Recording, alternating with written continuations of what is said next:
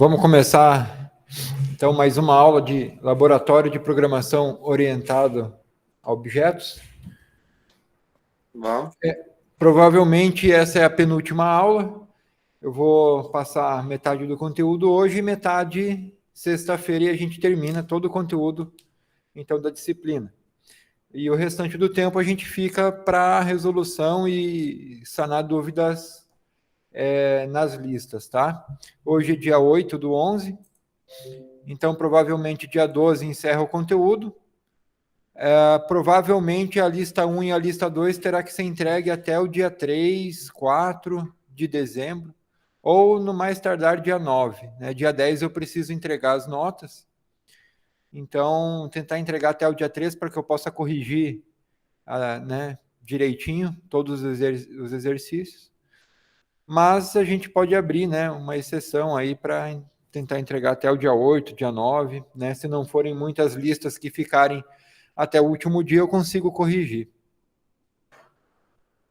Então, seriam 1, 2, 3, 4, 5, 6, 7, até 8 aulas que a gente poderia marcar só para sanar dúvidas com relação às duas listas de exercício, tá? Outra coisa, a aula hoje, então, será sobre operações com arquivos, tá? Eu considero esse um dos conteúdos mais importantes de todo o curso, porque além de saber manipular classes, objetos, tá? Independente de você desenvolver um software orientado a objetos ou não, esse conteúdo ele pode ser de grande valia, mesmo para softwares não orientados a objetos. Tá? Que é o quê? A manipulação de arquivos. Tá? Pessoal, manipular arquivos é algo muito bacana. Tá? Você pode, assim, imagina você ter uma quantidade de dados muito grande para ler, e aí você salva isso em arquivo, né? Um banco de dados, uma planilha do Excel, tá? Que você salva vários valores e você quer entrar com isso no software. Como é que a gente faz isso? Né? Por exemplo, imagine uma tabela do Excel com 1 milhão de valores.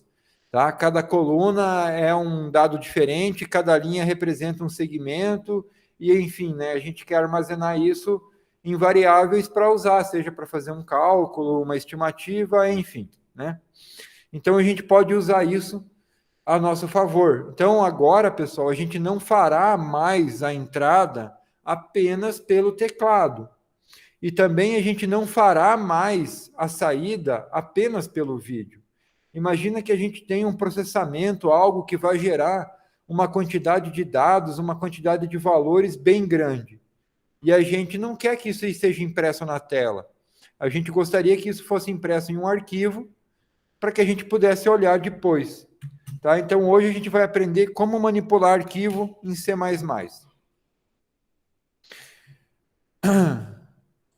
Vamos lá, então. Nesta aula você aprenderá as facilidades de C++ para operações de leitura e gravação em disco, tá? Como é que a gente grava ou acessa o disco? Né? Através dos arquivos que estão gravados no disco, tá? Diretórios e arquivos. Em seguida, mostraremos como essas classes podem ser aplicadas a programas que necessitem manipular arquivos e apresentaremos exemplos em diferentes situações. Primeira coisa, pessoal, o objeto stream, tá? A palavra stream é usada para indicar fluxo de bytes, né? Eu estou fazendo um streaming de vídeo, né? Um stream, né? Eu criei um fluxo de bytes, tá? Um streaming, tá? Um fluxo de bytes. Assim, todo lugar que tem a capacidade de receber ou transferir bytes de ou para a memória, né? Da memória ou para a memória, é chamado de objeto stream. Então, olha só, todo objeto ou todo programa, tá? Toda função que tem a capacidade de receber ou transferir bytes é um objeto do tipo stream. Em C++, os objetos stream são também denominados arquivos. São o ponto central das classes IOStream. Aí vocês vão falar assim, professor, mas a IOStream a gente não usava para fazer a saída de dados e a entrada de dados com o vídeo e com o teclado? Sim, o vídeo e o teclado são streamings, tá? São fluxos de byte. Quando a gente tecla uma tecla no teclado, a gente está enviando um fluxo de bytes. Quando a gente está escrevendo na tela, a gente está enviando para a placa de vídeo um fluxo de bytes, tá? São streamings. Como exemplo, temos então os arquivos em disco, o teclado, o vídeo, a impressora, portas de comunicação, como a porta USB. Então, se a gente quiser manipular a porta USB, tá? Porta serial e porta paralela que é a porta da impressora, tá? Porta serial já não está mais disponível nos atuais computadores, porta paralela muito menos, tá? A comunicação serial que a gente tem hoje disponível é a comunicação via USB. Mas também, como é que a gente acessa? Como é que a gente manda um fluxo de dados para USB? Através dos objetos stream, tá? do IOStream. O conceito de arquivos é ampliado no sentido de considerar arquivos não somente os que existem em disco. Por exemplo, o objeto cout, que a gente usou bastante durante o curso, representa o vídeo. É um objeto de recebimento de bytes, tá? Que vai criar um fluxo de bytes com a placa de vídeo, tá? O objeto CIN representa o teclado, tá? Boa noite, César. Então, é um envio de bytes do teclado, tá? Para o chipset. As classes IOStream, elas interagem com esses arquivos. Então, eu não sei se vocês lembram de eu já ter comentado que quando a gente imprime no vídeo, na verdade, a gente está gravando um arquivo, né? O tempo de imprimir no vídeo é o mesmo do que gravar em um arquivo, porque é a mesma operação. As bibliotecas de classe padrão, tá? Standard, contém classes para o envio e recebimento, tá? De bytes de e para a memória do computador. Então, tanto enviar como receber da memória, como enviar e receber para a memória, tá? Do computador, com uma sintaxe semelhante à usada no CIN e no cout, tá? Diferentes objetos stream são usados para representar diferentes interações com periféricos de entrada e saída. Cada stream é associado a uma classe particular, caracterizada pelas suas funções de interface e pelos seus operadores de inserção e extração, tá, de bytes.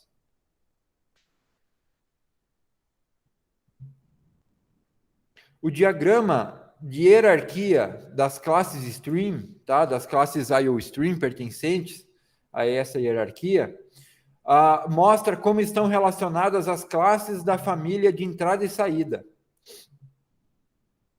Consultar essa hierarquia, pessoal, é imprescindível, tá? Facilita a localização da classe base e das classes derivadas por herança, tá? A IOStream pertence a uma hierarquia de classe, tá?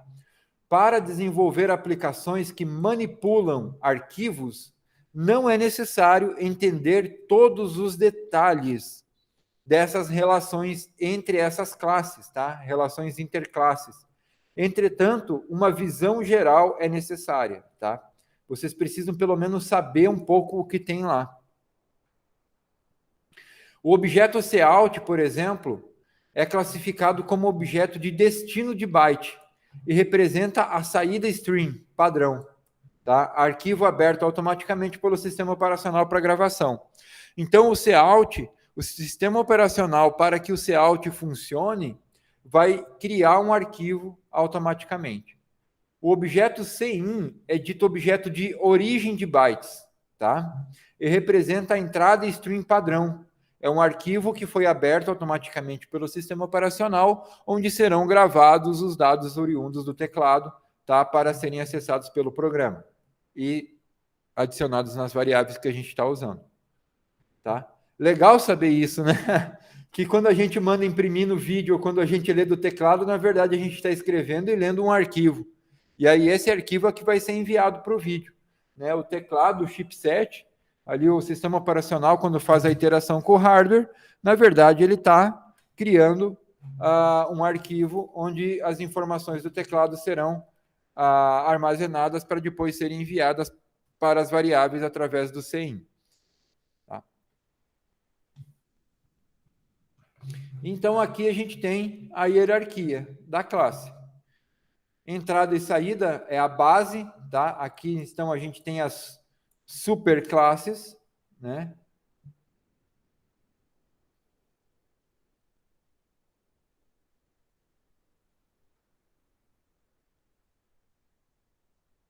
Então, a gente tem as superclasses, tá? Aí a gente tem uma camada de classe derivada, ó. Então, a iOS base é a superclasse, a iOS também é uma classe mãe, mas ela já herda de base, tá? Aí deriva duas, a stream e o stream, tá? Que são as classes, as superclasses de entrada e saída. Essa aqui é uma classe geral, tanto para a entrada quanto para a saída, tá? I/O, né? Input, output, stream. iOS é input, output, stream, entrada e saída. Aí aqui já divide, tá? Saída e entrada. Então a gente tem os objetos iStream e os objetos OStream, tá? Então, iStream e OStream, ambas vão dar origem à biblioteca IOStream. E aqui em IOStream é que a gente usa, tá? Daqui é que a gente tira o CIN e o COUT, tá? De IOStream. De uma classe que herda iStream, herda OStream e ambas herdam iOS e iOS Base, tá? Então, ó, aqui ele está indicando, ó, que o CIN é um método, é um objeto que ele está localizado dentro de iStream e o COUT está localizado dentro de OStream, tá? Professor, mas a gente importa IOStream. Sim, é herança múltipla. Ou seja, IOStream é OStream e é iStream. Ela é as duas classes ao mesmo tempo. Tá? Então, CIN e COUT estão também em IOStream. Por isso que a gente chama CIN e COUT a partir de IOStream. Tá? Então, isso aqui, ó, esse bloco aqui indica o nível de IOStream apenas. Porém, a entrada e saída também, a iStream e OStream, dão origens a outras classes de entrada e saída. E também tem essa classe aqui, ó, Stream Buffer, tá? Essa aqui representa o buffer, tá? Um buffer para fazer entrada e saída, tá? O que é um buffer, pessoal? Buffer é uma memória temporária, tá? Um pool. Ele vai armazenar temporariamente um dado entre fluxos, né? Por exemplo, um buffer de rede num switch. Por que um switch às vezes precisa ter um buffer de rede? Porque conforme ele está recebendo o pacote, às vezes ele não consegue enviar tudo para os destinos, ele precisa processar o destino. Então, né, às vezes ele precisa armazenar em um buffer os pacotes né, para poder ir despachando e continuar recebendo, sem parar de receber. Aí a gente tem aqui, ó, Fstream. Então, em Fstream, pessoal, a gente tem ifstream, fstream, offstream e filebuff. E a gente tem sstream, tá? Isso aqui é para arquivo e essa aqui é para string, tá? Então, fstream a gente vai importar para arquivo e sstream para string, tá? Durante a aula de hoje, a gente vai ver em detalhes como usa praticamente tudo isso aqui. Aliás, se não hoje, na próxima aula, né? Sexta-feira. Tá? Novamente, pessoal, muito importante. C++, tá? Sempre deem uma olhada, traduzam o site. Se não conseguem, assim, traduzir livremente, usam o Google Tradutor, não tem problema. O importante é vocês lerem e entenderem o que está lá no site. Criarem o costume de olhar o site como uma referência, tá? Ajuda muito, gera muito aprendizado. O conteúdo que tem lá é claro e objetivo, feito para programadores, tá? Sempre entrem no C++. Ah, professor, eu não sei como usar tal método. Procura no C++, aprendam a entenderem o site, que logo vocês não vão precisar perguntar para ninguém nenhuma das dúvidas de programação, tá? Logo vocês vão estar respondendo as perguntas dos outros, ok? Vamos lá. Arquivos IOStream, FStream, Stream e std.io.str, tá? As classes usadas para impressão em vídeo e leitura do teclado estão declarados no arquivo IOStream, que a gente vem usando já ao longo, né, do semestre, que foi incluído em quase todos os exemplos das aulas. As classes usadas para leitura e gravação em disco, tá, arquivo, são declaradas no FileStream, FStream. As classes para manipulação de bytes na memória estão declaradas no StringStream e stdio.stream, tá? .h. Então, basicamente, pessoal, são esses 4 arquivos, tá? Que a gente vai incluir e usar durante as aulas para fazer as modificações.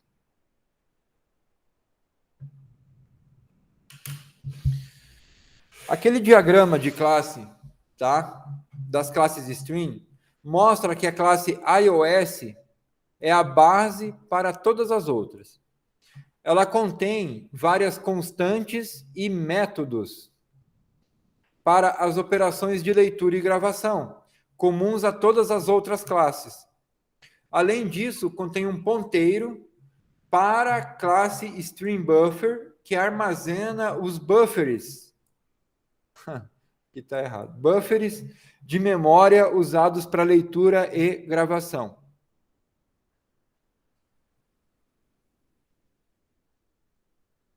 A classe StringBuffer é referida automaticamente pelas outras classes. Assim, não devemos nos preocupar com ela, tá? Por enquanto, pessoal, se a gente não for manipular diretamente o buffer, a gente não precisa mexer com ela. Todos os outros métodos acabarão usando ela nos seus processos, mas isso fica transparente para a gente. A gente não sabe como ela vai usar o buffer e, enfim, ela usa e tudo acontece, tá? As classes iStream e OStream são derivadas de iOS, dedicadas à leitura e gravação, respectivamente. Seus métodos implantam operações formatadas ou não formatadas em objetos stream. Ainda a explicação daquele diagrama. As classes StringBuffer é referida automaticamente pelas outras classes, assim não devemos nos preocupar com ela. Repetiu o mesmo slide. A classe contém funções get, getLine, read, além de outras, tá? Contém ainda a sobrecarga do operador de extração, tá? O maior, tá? O de redirecionamento de fluxo, tá? Para extração. A classe OStream, tá? Aqui ele está se referindo a iStream.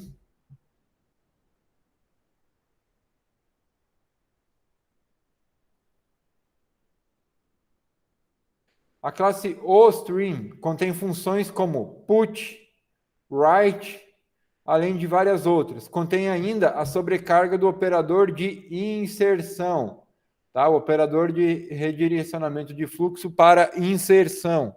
É o menor. Todo objeto iStream ou OStream contém um objeto StringBuffer derivado, tá? Automaticamente. E eles usam isso. A classe iStream e OStream trabalham em conjunto com a classe StringBuffer. Então, tá? Elas usam um buffer de memória para fazer a leitura. A classe IOStream é derivada das classes iStream ou Stream por meio de herança múltipla, como a gente viu lá, né? IOStream deriva tanto de iStream quanto de OStream. Então tem uma herança múltipla ali. Dessa maneira, ela vai herdar todas as capacidades, tanto de leitura quanto de gravação. Por isso que funciona a gente chamar IOStream e a gente faz leitura e faz gravação. Outras classes podem ser criadas pelo usuário, tendo como base iStream e OStream. A gente pode criar, tipo, a nossa classe semelhante a IOStream, tá? As classes eStream, iOSstream e STRstream são usadas na manipulação de memória. As classes ifstream, offstream, fstream são usadas para manipulação de arquivo em disco e para leitura e gravação, respectivamente, tá? Então, olha só, pessoal, essas classes aqui, ó, a gente usa para manipulação direta da memória, tá?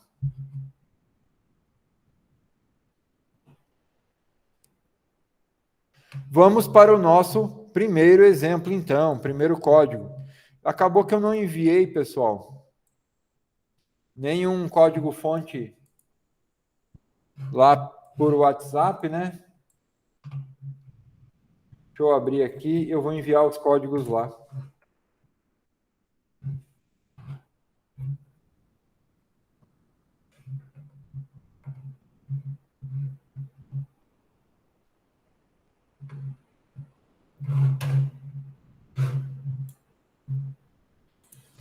Beleza, enviei os códigos lá, pessoal, tá? No grupo.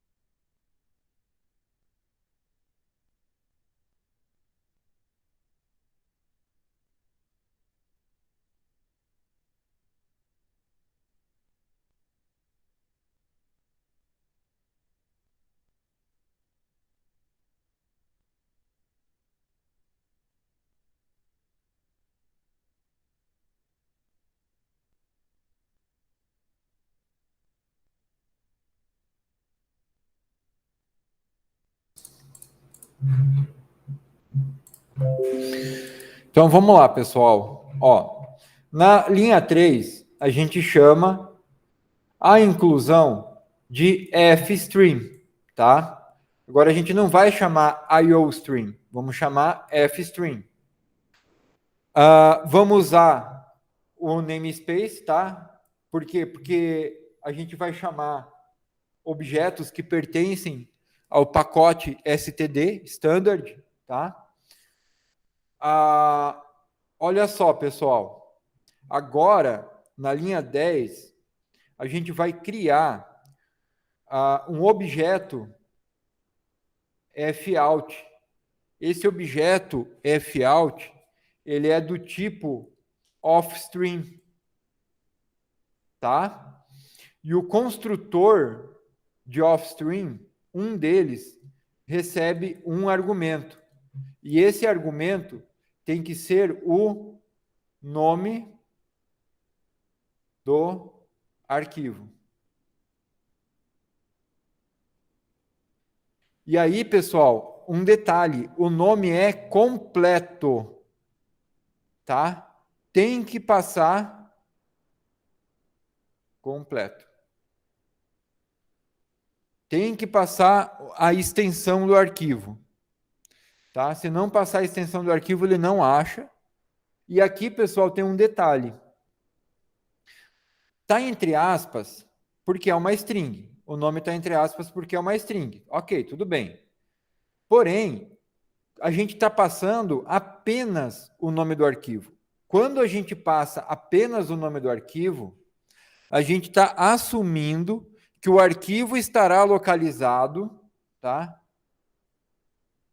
Localizado no mesmo diretório do executável.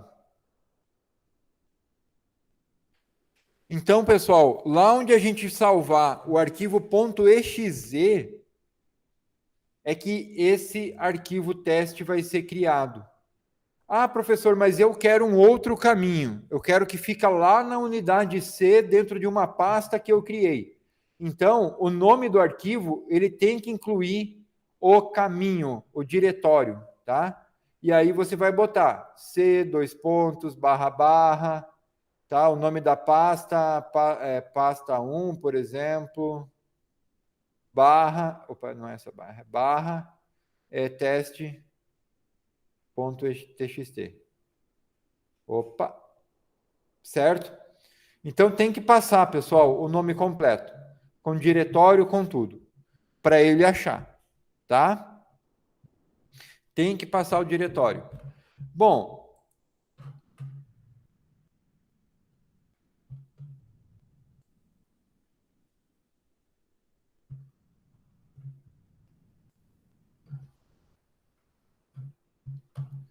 eu estou aqui numa pasta, ó, tá? Não tem nada com T, ó, tá? Não tem nada com T, o arquivo não está aqui. E aqui é onde está salvo, ó, o arquivo CPP e onde está o executável, ó, o arquivo .exe, tá? Então, aqui nessa pasta, vai aparecer quando eu executar o arquivo que a gente criou. Então, ao criar o objeto fout, ao chamar o construtor passando o nome, ele vai criar um arquivo .txt, tá? E aí, depois, o que ele vai fazer? Olha só, lembra que eu comentei que o offstream tem a sobrecarga desse operador de redirecionamento de fluxo? Então, a gente vai redirecionar para o objeto texto, por exemplo, como a gente fazia. Pessoal, é exatamente igual como a gente usava o cout. Exatamente igual. Aqui agora, com o operador de redirecionamento de fluxo, a gente pode enviar texto, string, caractere, variável, tudo. Tudo que a gente fazia com o cout, a gente faz com o fout. Tá? Vamos ver, ó. Compilou e executou. Ó, o que apareceu aqui? Ó? Processo retornou 0. Tá? Por quê? Porque ele chegou no return 0. Tá? Como não havia nada aqui para ser impresso em tela, nada foi impresso. Vamos olhar lá na pasta? Ó, aqui, ó, apareceu documento de texto, tá? Teste, ó, tudo minúsculo. Vamos ver aqui, ó, propriedades.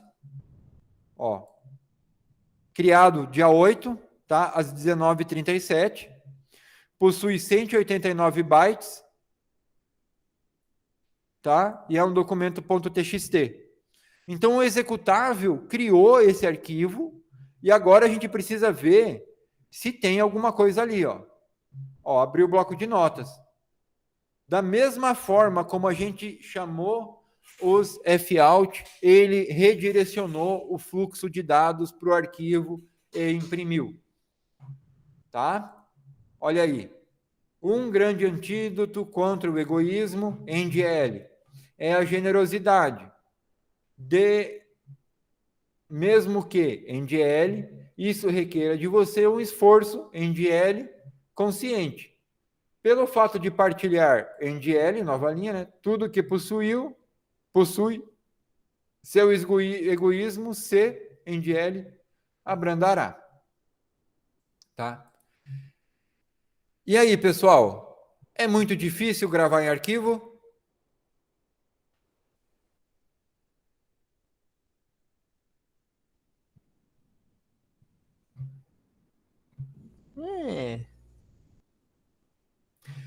É praticamente como usar o cout. Eu acho, assim, eu particularmente acho que manipular arquivo é igual usar o cout e o cin.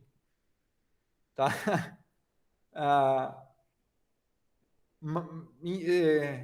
Em C puro, tá? Eu dou aula em C puro também. Todo esse conteúdo que a gente viu em C++, fora aquela questão de orientação a objetos, eu ensino a fazer em C puro. E eu vou dizer para vocês, pessoal, é bem mais difícil. Manipular arquivos em C puro é bem semelhante a usar scanf e printf, tá? Em C++ é parecido com Cout e Cin. Alguma dúvida, pessoal?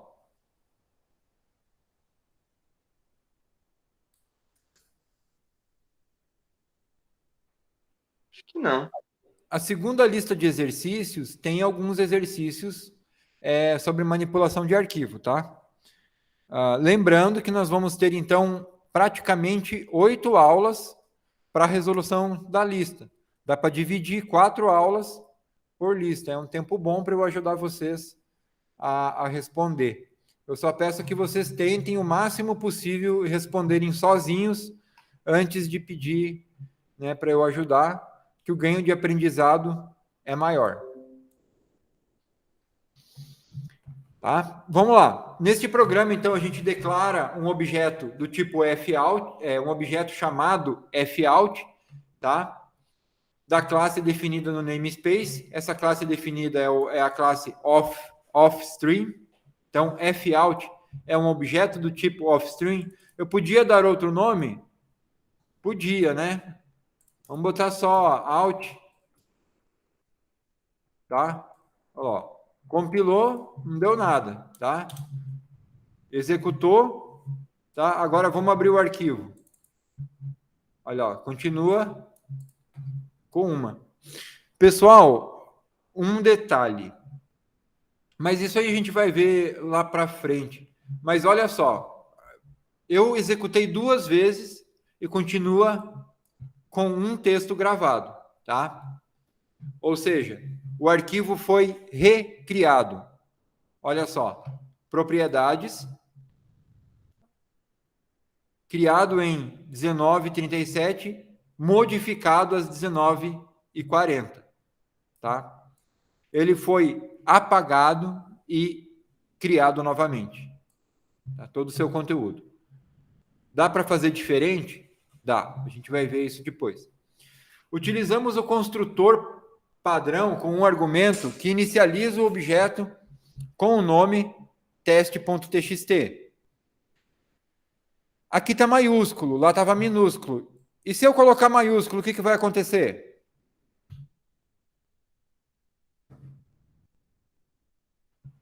Executou, né? Vamos abrir a pasta de novo.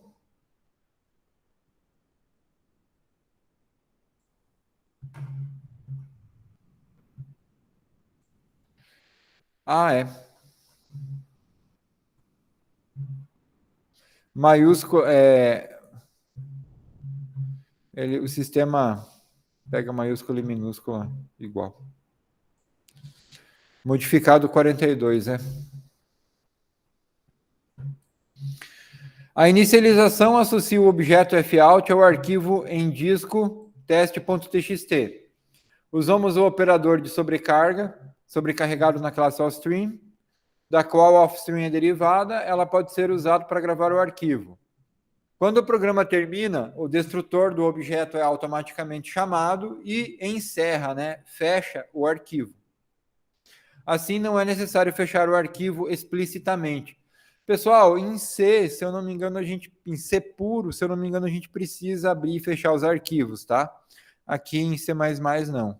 Com esse recurso de construtores e destrutores, né, que vem da orientação a objetos, tá? O destrutor, ele já existe lá para offstream e ele foi programado de forma a saber, né, como fechar os arquivos adequadamente. Então, ele é chamado e tudo acontece direitinho. E agora? Para ler um arquivo.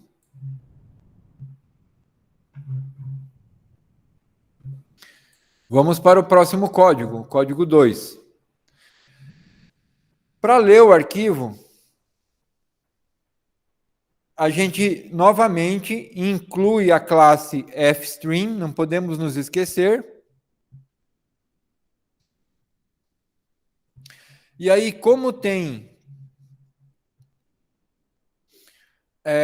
um uso de cout, tá? A gente vai printar na tela o conteúdo do arquivo, a gente precisa incluir também a biblioteca IOStream, tá? Para o cout funcionar. Vamos usar os nomes do pacote standard, então a gente já coloca que vai usar para não precisar ficar repetindo o std o tempo todo. Olha só o que a gente vai fazer para testar a leitura.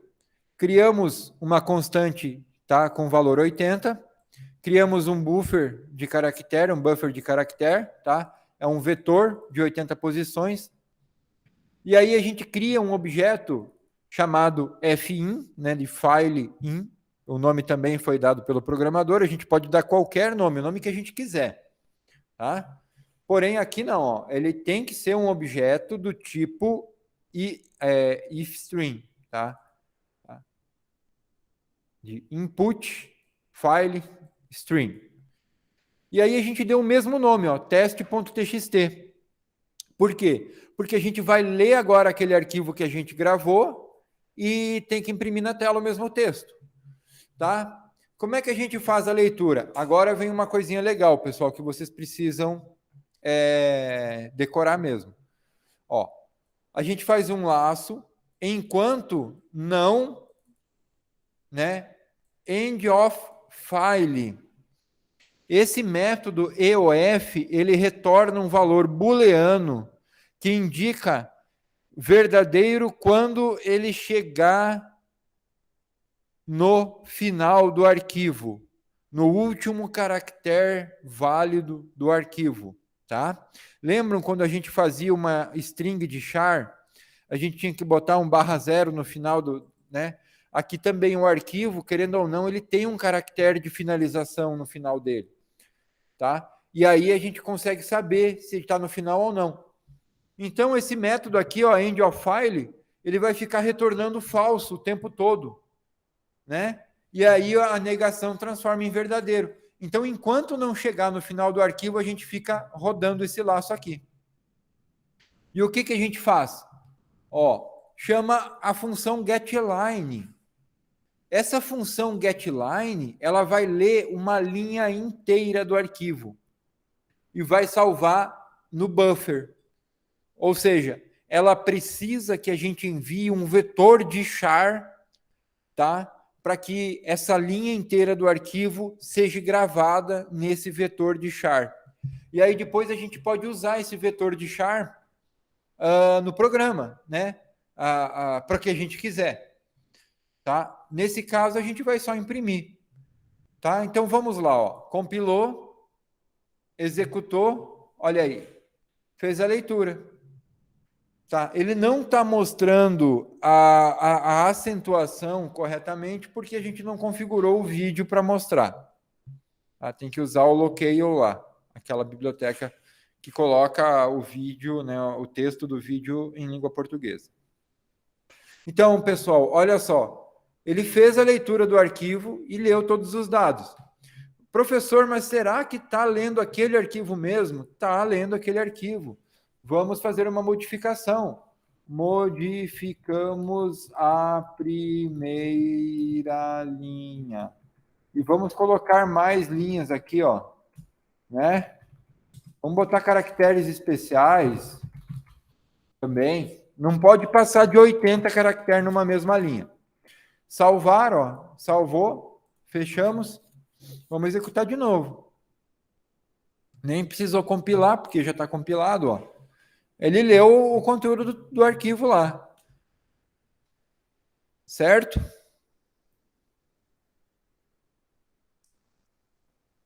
Alguma dúvida, pessoal?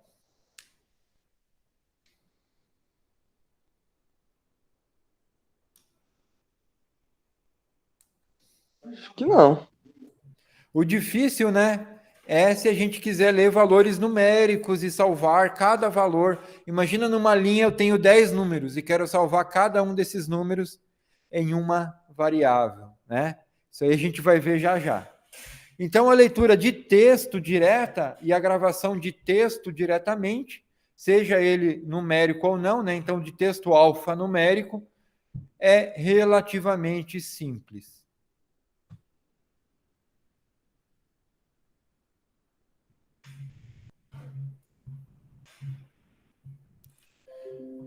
Então, para lermos a explicação do código, né? Para lermos o arquivo, criamos um objeto da classe fstream, demos um nome fin, associamos a esse objeto o arquivo teste.txt, que a gente criou no exemplo anterior.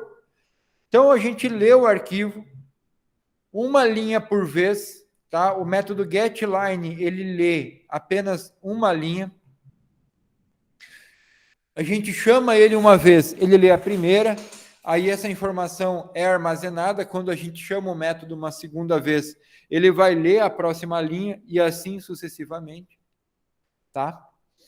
A função getLine, ela é uma função que é membro da classe iStream, da qual ifstream é derivada. A função getLine aceita um terceiro argumento. A gente passou só 2, tá? Que é o buffer e o tamanho máximo de caractere que a gente quer ler daquela linha, tá? Mas ainda assim ela aceita um terceiro argumento que vai especificar um caractere para terminar a leitura. Então, por exemplo, assim, eu quero que leia até encontrar o /n. Tá? Então, por exemplo, eu passo, numa linha não vai ter mais do que 1000 caracteres, por exemplo. Então, quando encontrar o /n, para de ler. Tá? Só que, olha só, o /n a gente não precisa especificar. Já é o recurso que ela usa, tá, internamente, quando a gente não especifica para saber que tem o final da linha.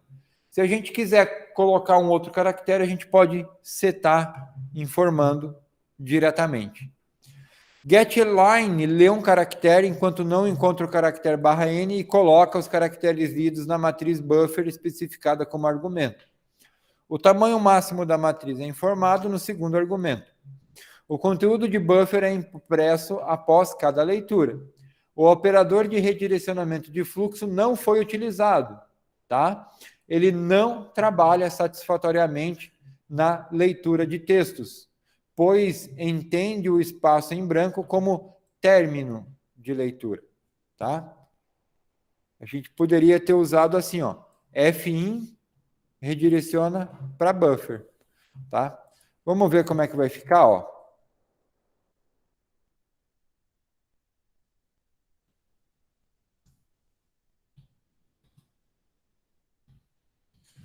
Compilar, executar. Olha aí como é que ficou.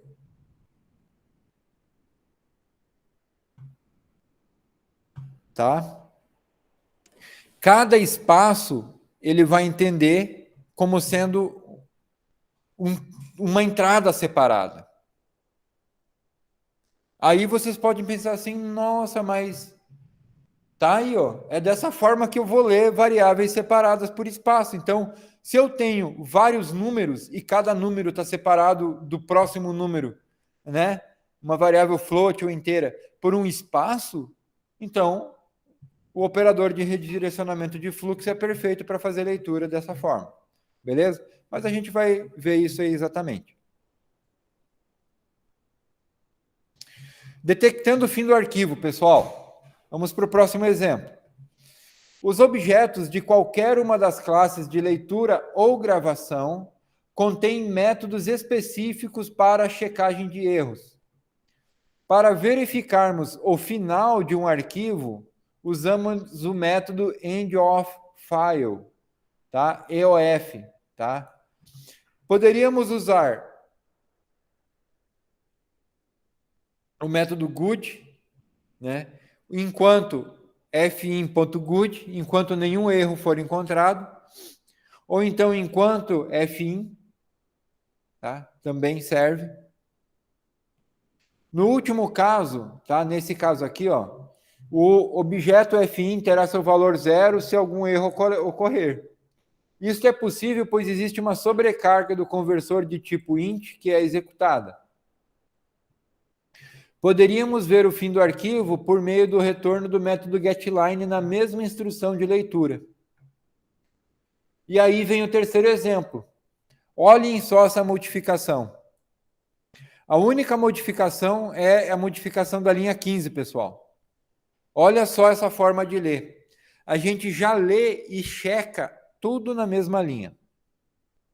Tá? A gente economiza instrução. Tá? Porque o getLine já faz uma checagem.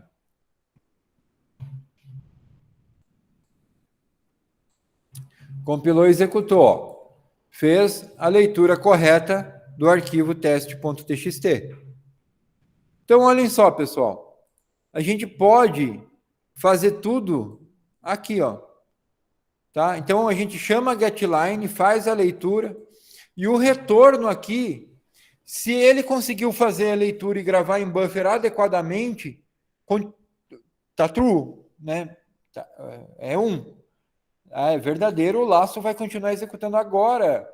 Se chegar no final do arquivo, ele não vai conseguir ler. Não vai ter nada para passar para getLine, para buffer. E aí isso aí é uma falha. Então ele vai retornar 0. E aí não vai printar nada, porque nada foi lido. Tá? O laço vai ser encerrado e aí a função se encerra. Tá? Então dessa forma aqui também funciona e funciona muito bem. De uma forma, diga-se de passagem, até mais eficiente que a anterior, porque a gente economiza em instruções. Tá? Tem um código-fonte mais curto.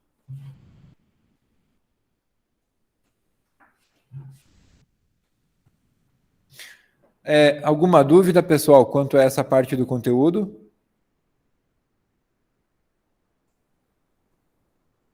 Acho que não, senhor. Beleza. Muito bom. Agora a gente vai modificar um pouquinho. A gente vai ler e gravar um caractere por vez. Tá? Para trabalharmos com um único caractere por vez, a gente usa o método put e o método get. Tá? Membros da classe OStream e iStream, respectivamente.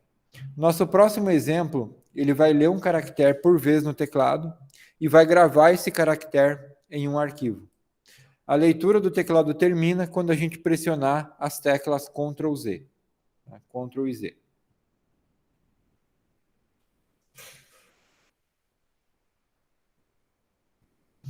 Então, olhem aí, pessoal.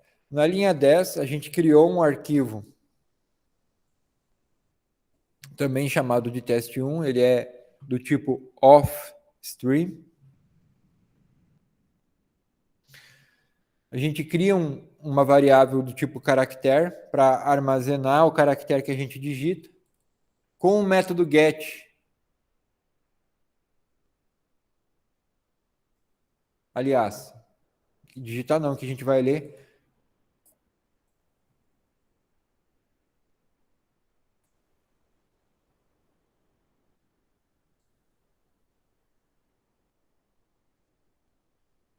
Não, mas os comentários estão errados, tá? Esses comentários não estão certos.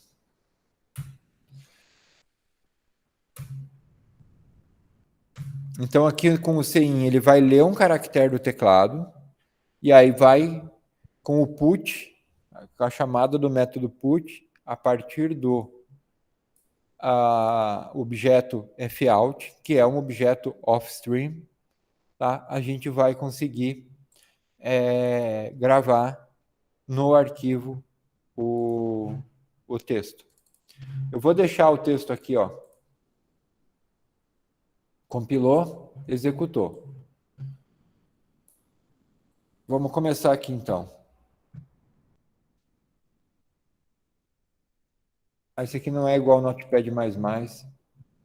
Notepad++ é mais legal para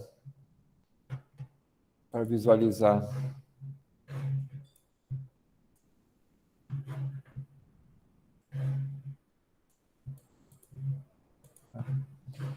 Mas vamos lá. Então, vamos deixar aqui. Vamos começar a digitar várias coisas. Tá? E aí, vou digitar Ctrl Z. Tá? Então, encerrou. Bom, o arquivo está aqui sem modificação nenhuma. Vamos fechar e abrir de novo. Não deu modificação. Ah, foi mal, pessoal. É teste 1, tá? Tá aqui, ó. Então, tudo que a gente digitou foi gravado no arquivo, tá? À medida que a gente ia digitando, caractere a caractere, ele foi gravando no arquivo, tá? Um por um. Cada espaço, cada enter, ele gravou no arquivo. Da mesma forma que a gente digitou no programa, ele gravou no arquivo, tá? Então, pessoal, a função put, ela pode ser usada para gravar um caractere por vez no arquivo. A explicação. O laço A, ele verifica se o caractere que indica fim de arquivo foi digitado no teclado, que é o Ctrl Z. Esse caractere tem o código /N1A e é inserido quando a gente pressiona Ctrl com Z. Observe o uso do método GET, membro de CIN. Os objetos CIN e COUT podem ser usados da mesma maneira que quaisquer outros objetos da classe IfStream, tá? Ou OffStream, pois são derivados da mesma classe.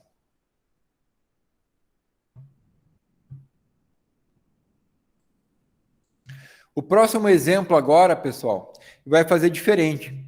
Ele vai ler caractere a caractere o que foi gravado no arquivo teste1 e vai imprimir tudo isso no teclado. Então, olha só. Agora, a gente, é o mesmo código. Exatamente, ó. Vou botar um do lado do outro aqui, ó. Tá? Olha aí, linha 3, linha 4, 5, 8, linha 10. Linha 12, igual. Linha 15. Na linha 15 e na linha 16 é que tem algumas diferenças. Tá? Na linha 10 também. É que a gente deu o nome de fout, tá? E estava chamando de off-stream. Agora a gente chamou de fin e é de ifstream, tá? Entrada, saída, tá? E olha só, aqui inverteu, né? Agora eu estou dando put no cout, antes eu dava o get no cin e o put no fout. Agora eu estou dando get no fin e o put no cout. Então eu estou fazendo o quê? Eu estou pegando do arquivo e estou imprimindo no vídeo. Tá? O cout representa o vídeo, tá? Enquanto o fin representa o arquivo. Então vamos lá. Ó. Compilou, executou, olha aí. Ele leu caractere a caractere daquele arquivo e imprimiu. Ah, professor, mas aconteceu a mesma coisa que o getLine. Claro que aconteceu a mesma coisa que o getLine. O efeito que a gente está vendo é o mesmo, mas o que ele está fazendo, o processamento é completamente outro. Tá? Agora ele está lendo caractere a caractere. Antes ele lia linha a linha. Tá? Esse laço aqui vai executar quantas iterações forem necessárias para que todos os caracteres, um a um, for lido. Tá? O outro laço executava apenas o número de linhas que o arquivo tinha. Então, olha só a similaridade nesses dois programas. Tá? A gente usa get e put nos dois, tanto para ler, né, tanto com o CIN quanto o cout, quanto com os objetos que a gente criou para os arquivos. Tá? É tudo meio que igual a forma de usar.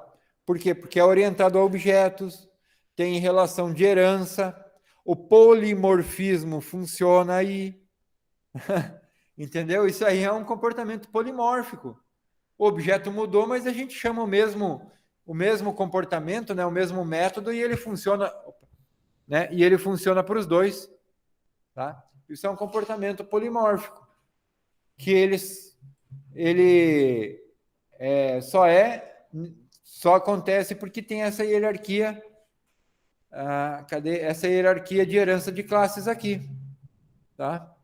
Então, por polimorfismo, dada essa hierarquia de heranças, tá, a gente consegue usar daquela forma.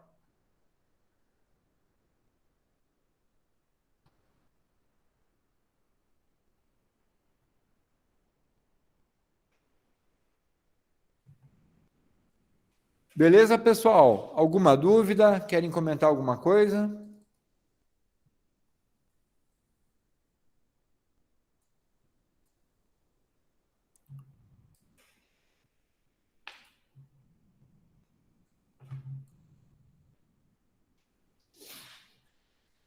Acho que não.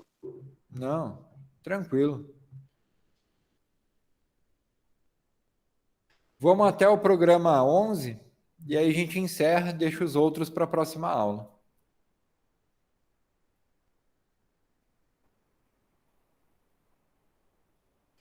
Pessoal, uma pergunta.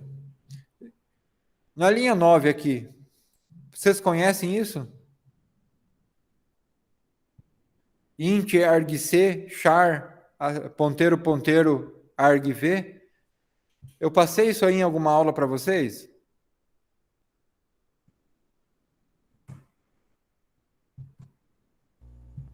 Não lembro, mas também seria algum lugar, eu acho. Tá.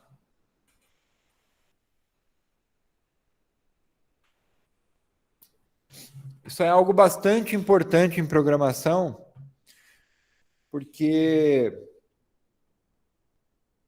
não sei se vocês lembram como é que fazia para formatar antigamente no DOS. A gente digitava format, dava um espaço, aí digitava C, dois pontos, né, espaço, barra S, espaço, barra U. O format era um arquivo .exe escrito em C e compilado que ficava numa pasta chamada System32. Quando a gente chamava no DOS, a gente estava chamando o que a gente pensava ser um comando, na verdade era um arquivo executável. E os parâmetros que a gente passa para ele, eles entram no programa através dos argumentos, tá, do programa em execução. Seria por aqui, ó. Então, o argc e o argv são as variáveis que vão armazenar aquele texto que a gente digita após a chamada do executável. No caso, C dois pontos, barra S, barra U, toda essa informação vai estar em variáveis argv. Mas vamos lá. Eu vou explicar melhor quando for executar. Quando o método open, então, quando usamos um objeto da classe offstream ou um objeto da classe ifstream, é necessário associá-lo a um arquivo. Essa associação, pessoal, ela pode ser feita pelo construtor da classe ou lembram que a gente sempre chamou o construtor? Tá? A gente sempre chamou o construtor até agora. Porém, a gente não precisa chamar o construtor. Tá? A gente pode fazer isso com a chamada do método open. Em todos os exemplos, foi associado um arquivo ao objeto string, por meio do construtor, na mesma instrução da criação. Tanto o construtor quanto o método open aceitam a inclusão de um segundo argumento, indicando o modo. E agora vem uma novidade, pessoal. O modo de abertura do arquivo. E isso aí vocês também têm que decorar. Esse modo é definido por bits de 1 byte, onde cada um especifica um certo aspecto de abertura do arquivo. A lista dos modos é definida na classe iOS por meio do tipo de um enumeration, tá? É uma enumeração. A gente não estudou enumerations, mas são tipos que representam números. Então, cada um desses tipos aqui, ó, ele vai representar, no final, um número inteiro, tá? Que chama Open Mode. tá? O nome da enumeration. Então, são vários parâmetros que a gente pode usar. Ó. Por exemplo, iOS app, tá? É de append. Ele diz para o arquivo que vai gravar a partir do final. Lembram no primeiro exemplo que eu mostrei que ele regrava todo o arquivo? Se a gente tivesse pego lá o primeiro exemplo e colocado um argumento no construtor que fosse iOS app, cada vez que a gente executasse o arquivo ia ter uma duplicação do texto embaixo, tá? Porque ele ia abrir o arquivo e não ia subscrever, ele ia continuar escrevendo da onde o arquivo parou. E isso é importante, pessoal. Se vocês querem uma aplicação que o arquivo sempre inicie, né, do zero, ou que ele vá sempre gravando no arquivo conforme a gente for abrindo. Tá? Tudo vai depender da aplicação. iOS ATE, né, AtEnd, abre e posiciona o cursor no final do arquivo. iOS Binary, tá? Abre o arquivo em binário. Tá? O default é modo texto, a gente vai ver o que é abrir arquivo em modo texto e em modo binário. iOS in, que vem de input, abre para leitura. iOS out, abre para gravação. Por que isso? Quando a gente especifica isso, pessoal, ele proíbe, por exemplo, se o arquivo é de entrada, é só para leitura. A gente não consegue gravar nele. Se a gente coloca out, é só para gravação. Tá? Ele não permite que a gente faça operação de leitura. E truncate, tá? Trunc, que é truncate, abre e apaga todo o conteúdo do arquivo, tá? Essas informações todas, pessoal, elas estão lá no site C++. Tá? Vocês podem ver com maiores detalhes, lá tem explicações e exemplos de código, tá? Que vão permitir a vocês ter um domínio mais completo dos modos de abertura de arquivo.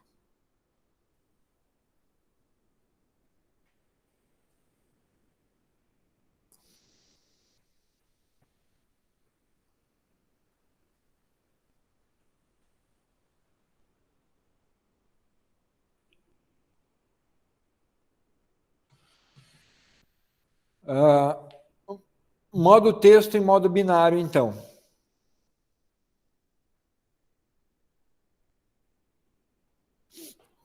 O caractere /n, tá?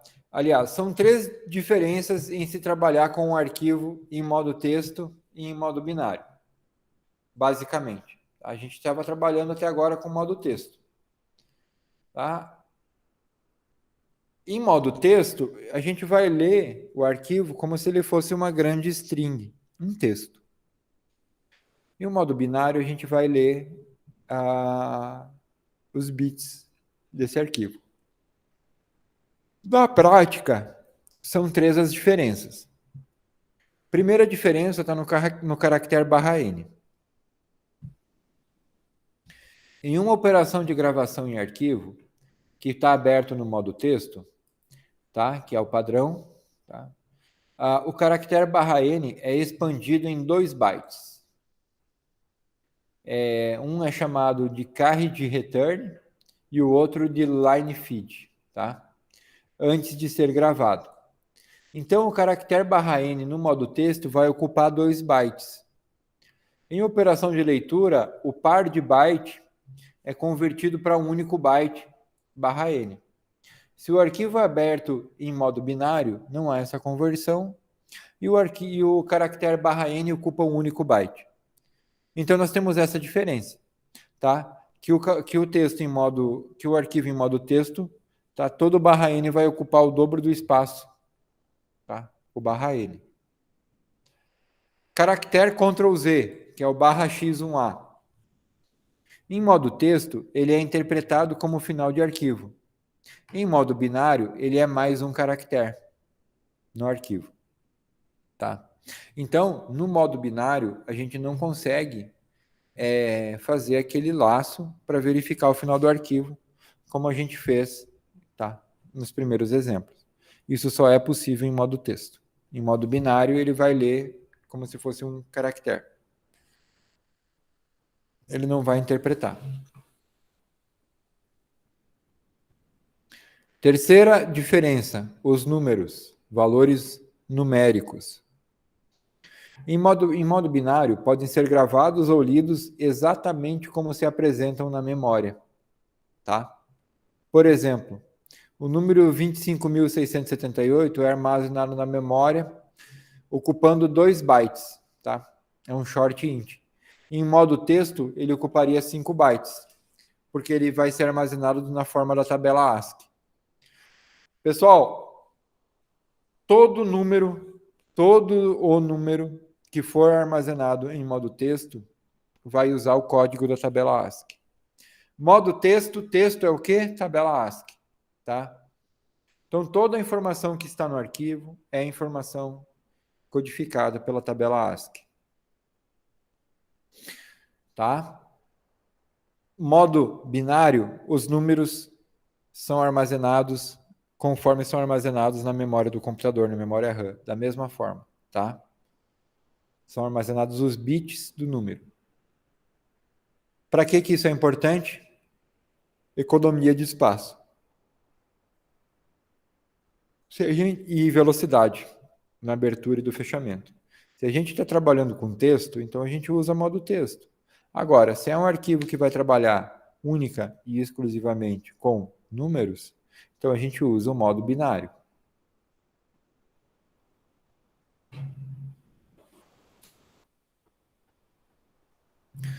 Vamos para esse próximo exemplo, então, pessoal, o exemplo número 6. Tá? Então, a gente inclui fstream, iostream e agora cstdlib. Tá? cstdlib é para essa função exit aqui, ó. Tá? O que está acontecendo aqui? Ó? A gente está iniciando a função main e algumas variáveis que a gente vai usar na execução, a gente vai passar quando a gente for chamar o executável, tá? Para executar esse código aqui, a gente não consegue dar o playzinho aqui, tá? Se a gente der o playzinho, ele vai, formato de uso, ó, ele vai entrar aqui, ó, nesse if. Por quê, ó? Vamos lá.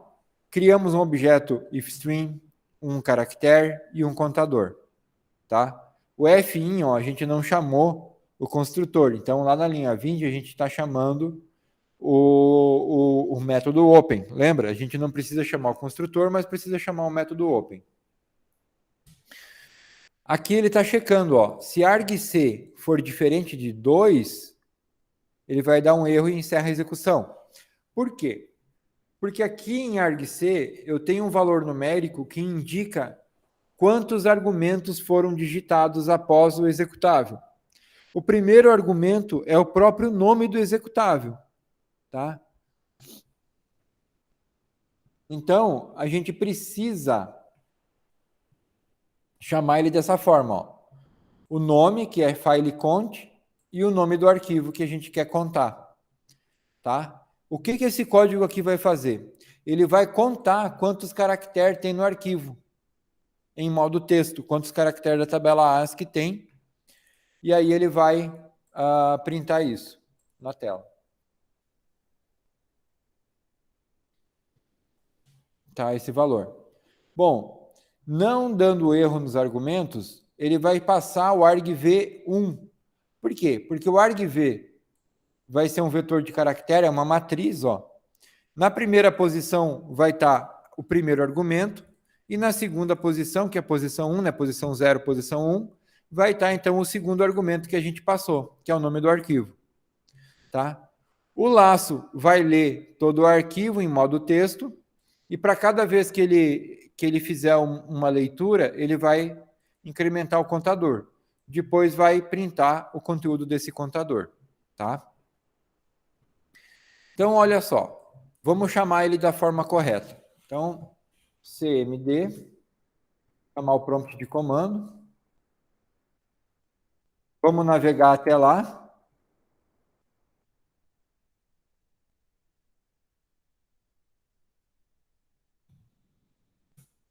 Naveguei até a pasta onde está, ó. Dir, aí aqui a gente consegue ver, ó. Estão todos os arquivos lá, ó. É o file cont, cadê? O 6, ó. File cont.exe, tá aqui ele, ó. Tá? Então, o file cont.exe a gente consegue chamar. Como é que a gente chama? File cont.exe, não precisa do exe. Olha só o que aconteceu. Forma de uso. C, file cont, espaço, nome do arquivo. Ah, eu me enganei. Então, vamos lá. File cont, espaço, o nome do arquivo. Teste.txt. Tem que passar com o caminho. Aí ele leu, ó. Porque teste.exe está na mesma pasta, ó. Tá aqui ele, ó. Na primeira linha aqui em cima. Tá? Então, ele leu o arquivo teste.txt, caractere a caractere, e contou, ó. O tamanho do arquivo é 240. Ou seja, tem 240 caracteres lá. Tem mais arquivo? Tem. Tem o teste 1, né? 117. Teste 1 tem 117 caracteres. Pessoal, olha que interessante. Esse nome aqui, ó, teste1.txt, é uma string que ela vai estar armazenada em argv1, tá? Foi assim que a gente pegou essa palavra e usou como nome do arquivo, tá? Para abrir o arquivo no programa. A gente passou o nome do arquivo que a gente queria, tá? Legal, né? Interessante. Bem legal. Usar argumento é algo muito bacana. Eu, particularmente, aprendi isso depois que saí da graduação. E eu usei para muita coisa. Às vezes a gente criava executável para mandar executar em servidor, e aí a gente queria passar um parâmetro, então a gente já colocava ali e passava o parâmetro na hora de chamar para executar. Eu quero executar de forma diferente. Aí, para não ficar recompilando o código, a gente usava parâmetro. Eu quero executar desse jeito, mandava o parâmetro. Tinha um if lá que desviava a execução para executar de um jeito, né? Ou de outro jeito, conforme o parâmetro que a gente passava, o código na hora de executar.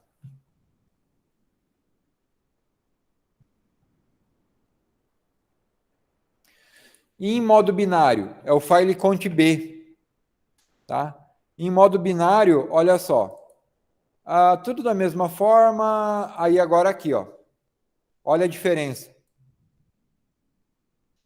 A gente está indicando que é binário.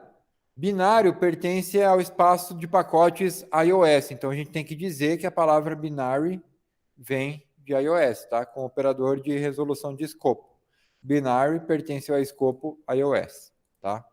Então, colocando isso aqui como segundo argumento, aí muda tudo. Né?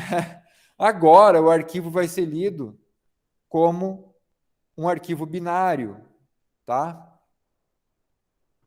Vamos ver, ó.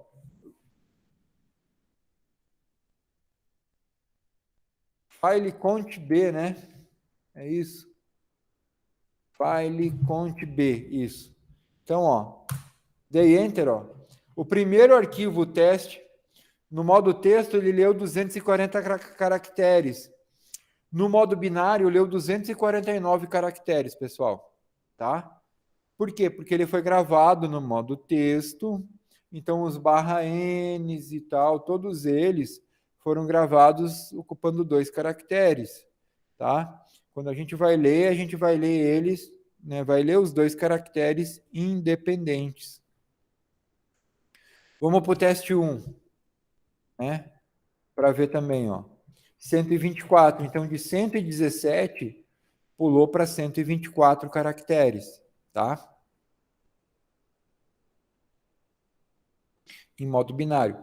Ou seja, em modo texto, a gente leu 117 caracteres. Em modo binário, a gente está lendo 124 caracteres, tá? Importante essa diferença. Então, vamos lá, ó. Começando verificando o número de argumentos, tá? Que foi esse if. O arquivo é aberto por meio da função open. O laço while é executado, lê um caractere por vez e incrementa o contador. a gente precisa executar indo lá pelo DOS, tá? A razão das diferenças no tamanho tem a ver com o caractere /n, tá? Que foi usado nos arquivos. Tá? Em modo binário, tem essa diferença aqui, então. A gente tem que indicar a leitura em modo binário. Quer dizer, que a gente está abrindo o arquivo em modo binário.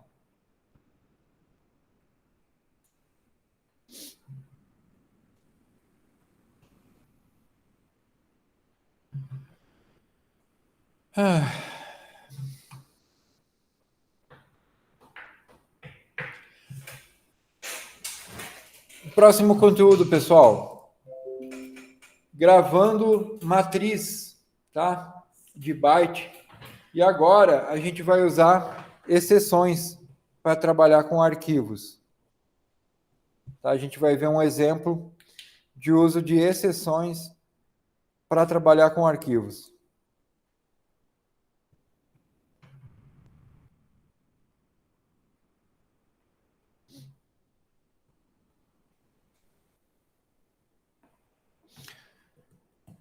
Muitas vezes, pessoal, a gente não deseja ler ou gravar caracteres uma linha por vez, tá?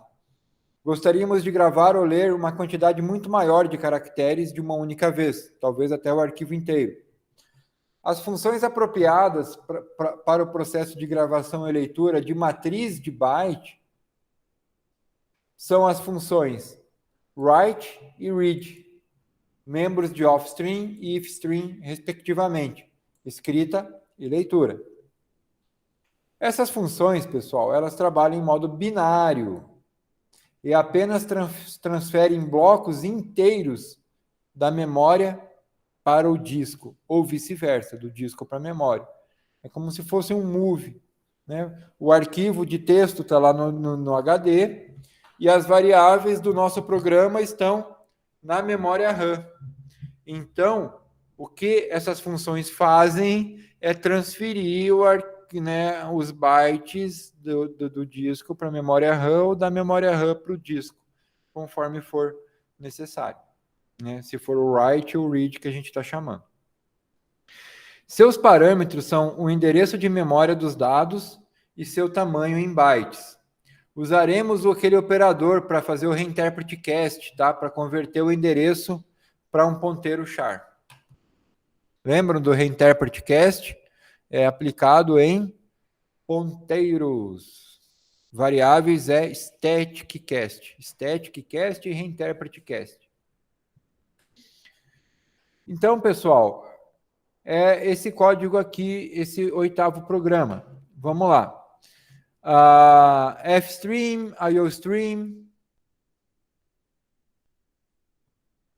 Eu vou pegar uma água ali, pessoal. Volto num instantezinho, só um minutinho aí. Beleza.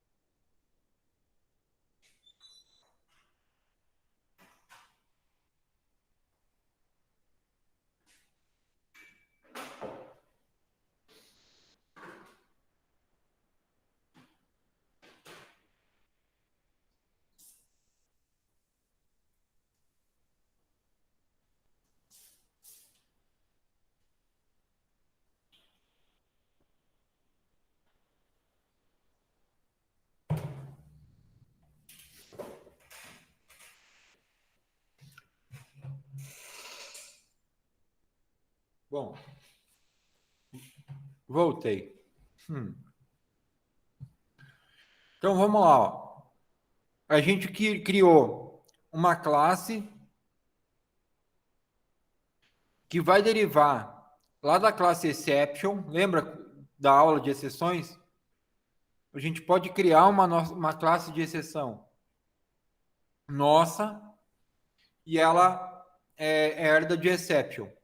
Então a gente cria aqui, ó, copia, né, exception, ela vai herdar de exception. Criamos um dado privado, tá, do tipo inteiro, que vai guardar o código de erro. Um método copia,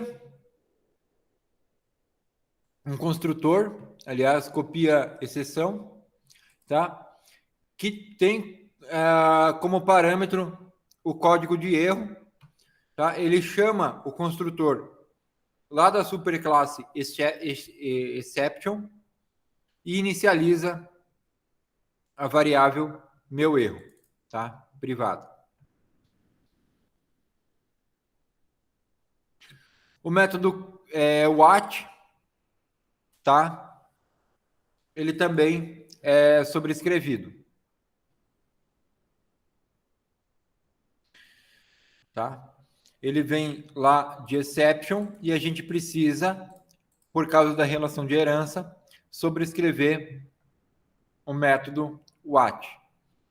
Bom, como é que o método watch vai funcionar?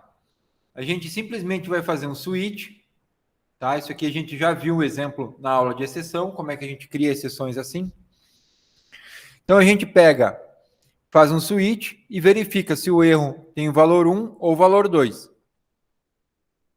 Se tem valor 1, a gente retorna, né, com um vetor de caractere, um ponteiro de char, ó, arquivo de origem não encontrado. Case 2, não é possível abrir o arquivo de destino. E caso não for nem o número 1 nem o número 2, é um erro inesperado, tá? Ele vai retornar. Para todos os outros casos, ele vai retornar erro inesperado.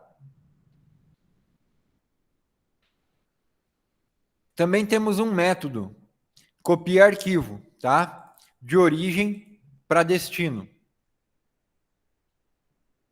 Tá? São dois vetores de caractere, né? Dois ponteiros para char, origem e destino, tá? É onde a gente vai definir os nomes de um arquivo de origem e um arquivo de destino.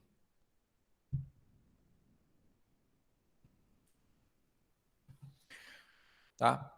Vamos ver como é que funciona esse método copia arquivo. Ó, a gente passa então o nome de um arquivo de origem, o nome de um arquivo de destino, tá?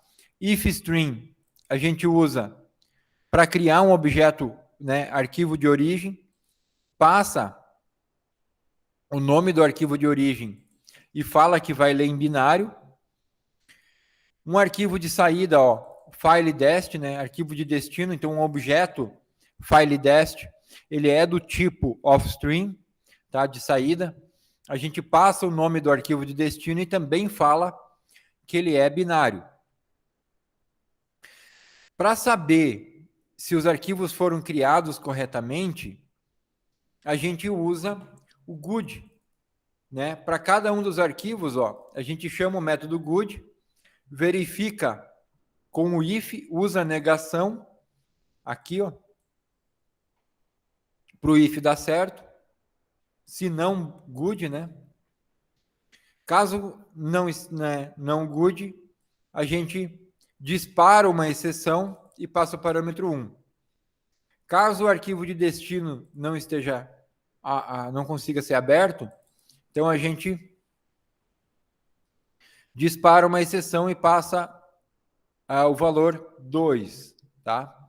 Então são os dois tipos de exceções que podem ocorrer no nosso problema aqui, né?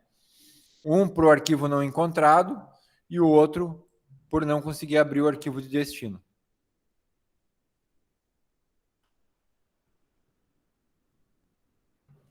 O arquivo de destino, ele não necessariamente precisa existir.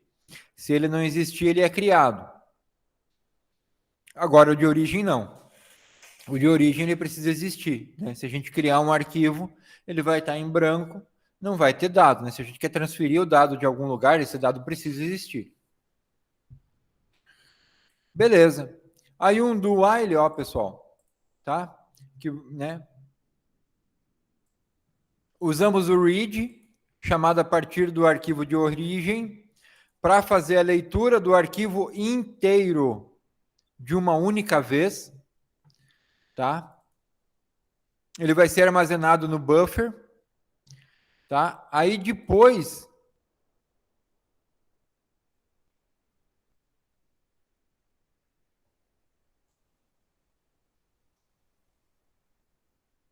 aliás, ele não vai ler o arquivo inteiro, ele vai ler uma quantidade de bytes, se eu não me engano, a gente vai definir como 1024.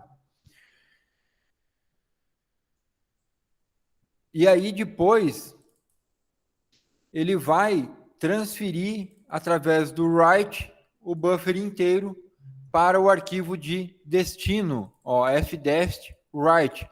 Então, em origem a gente chama read e em destino write. Pessoal, quando a gente usa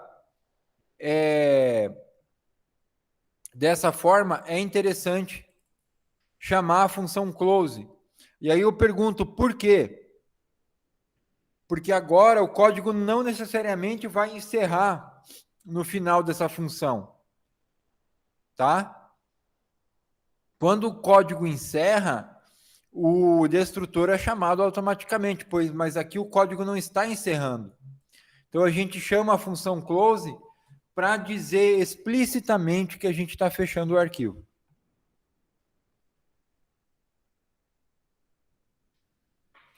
Na função main, a gente cria, então, um vetor para guardar o nome do arquivo de origem, um vetor para guardar o nome do arquivo de destino.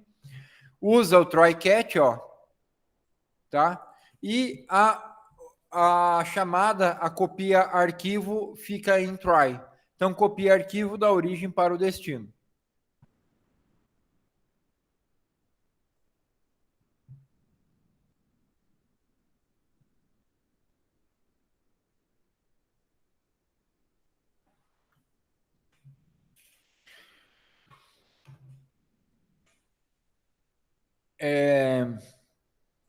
O arquivo de origem está nomeado como exceção file.cpp. E o destino, exceção file.cpy. Aqui no diretório, onde estão os códigos-fonte, eu tenho o exceção file.cpp. Tá? É um arquivo código-fonte, né? C++, CPP. É o arquivo fonte, é esse arquivo aqui. Tá? Então, a gente vai copiar todo esse código-fonte para um arquivo de extensão CPY. Tá? Ele não está aqui. Vamos ver isso acontecer. Então, ó, compilou, executou, ó, surgiu aqui, ó. Tá? Nada foi impresso na tela, porque, né, o processo retornou 0, ou seja, ele chegou até o final. E está aqui, ó, exceção.cpy. Vamos abrir? A gente pode abrir com o bloco de notas. Tá? No caso aqui,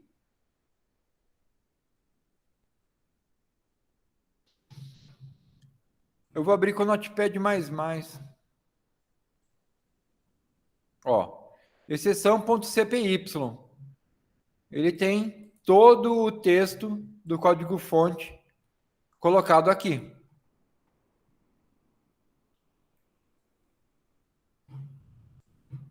Tá?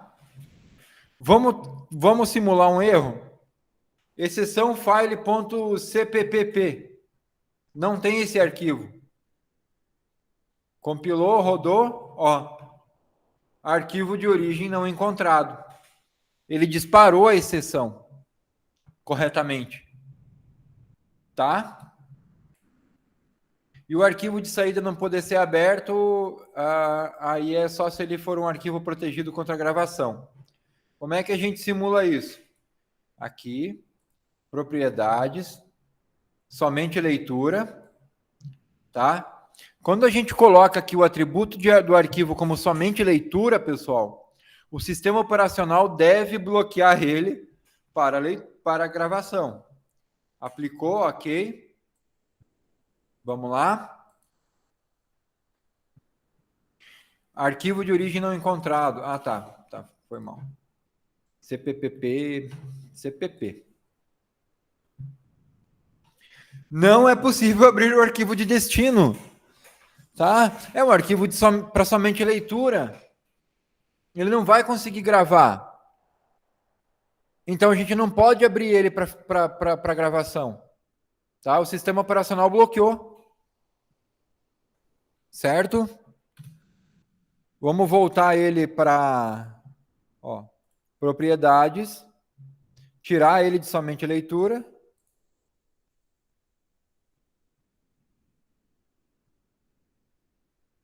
Foi. Tá? Então, esse é um exemplo, pessoal, de como que a gente usa exceção, tá? De como a gente lê um arquivo e grava um arquivo usando read para ler e write para escrever.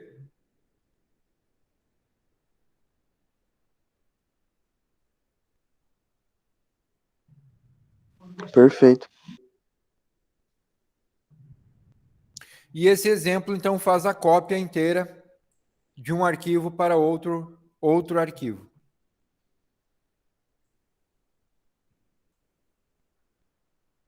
Esse aqui é para gravar o objeto. Né? Uhum.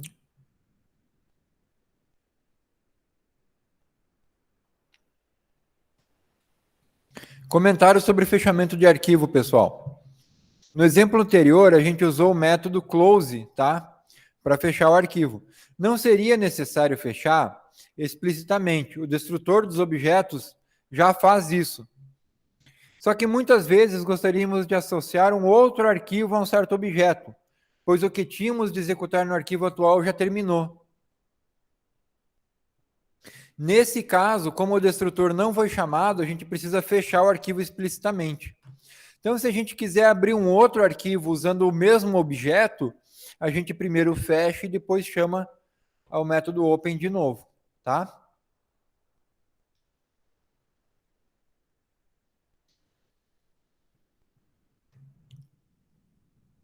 Pessoal, isso aqui, com tudo que a gente vai ver agora, ele chega a surpreender um pouco, sabe?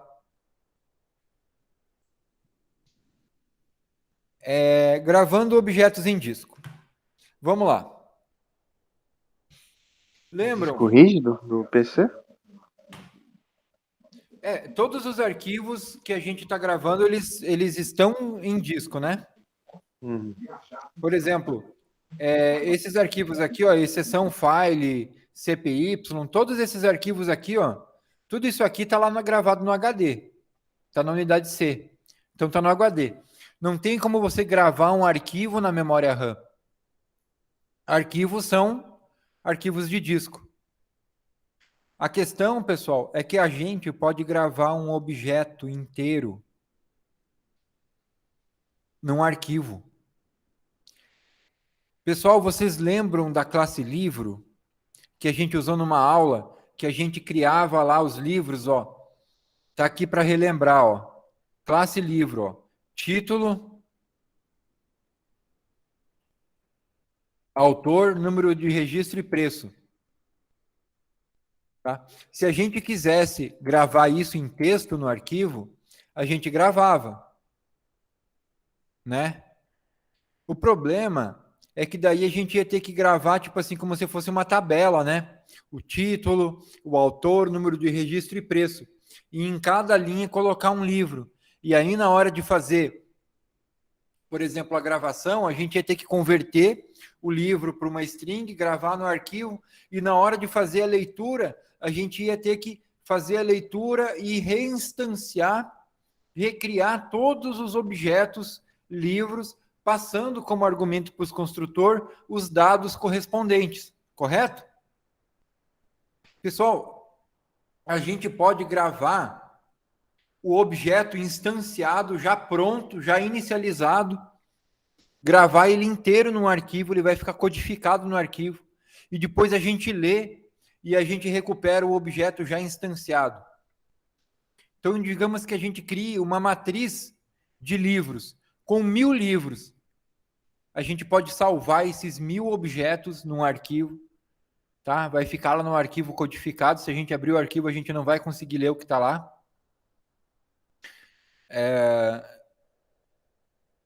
E aí a gente pode recuperar isso depois. A gente faz uma leitura e lê, e ele já lê os objetos já instanciados, pessoal. A gente já sai lendo e usando o objeto se a gente quer. E isso é interessante.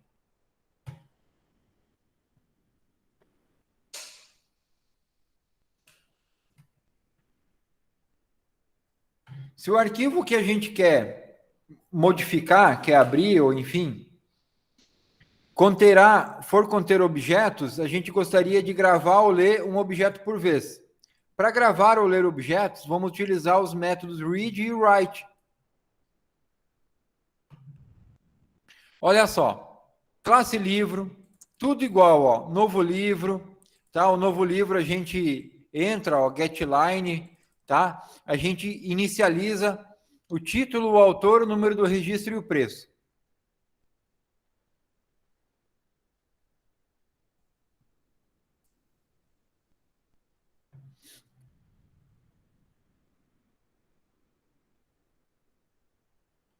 Agora vamos lá, ó. Vamos criar um arquivo chamado livros.dat. Pessoal, DAT é uma extensão que significa abreviação de dados, tá?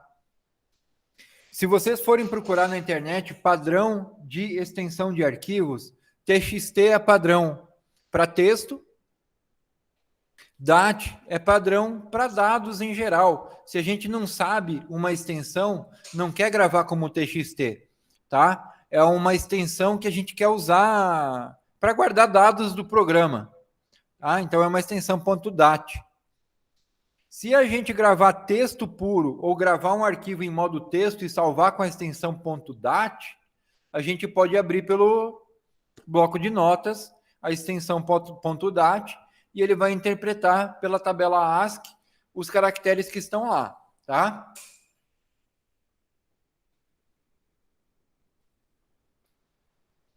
Então a gente cria, ó, um arquivo de saída chamado fout, tá? A gente vai gravar em modo binário e aí a gente vai chamar de livros.dat.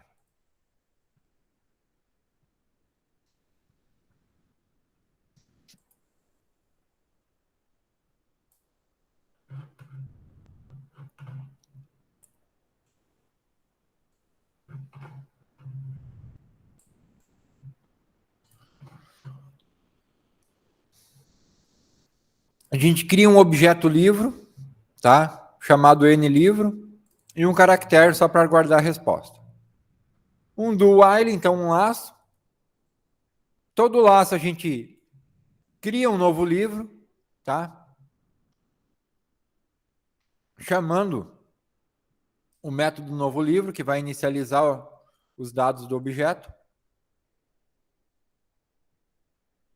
E a gente chama o método write para gravar o livro, ó. Lembram que o write a gente precisa passar o tamanho?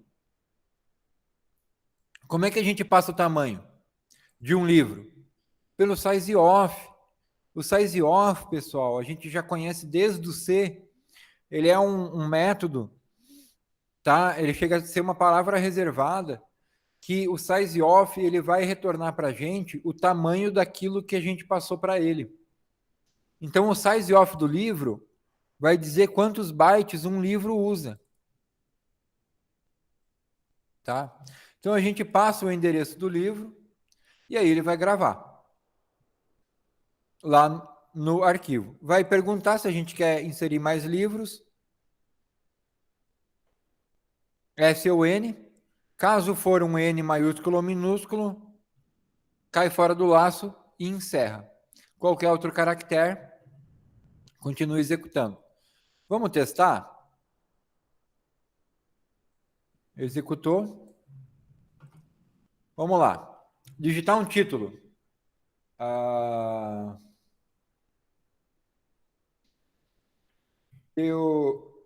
Física da matéria condensada.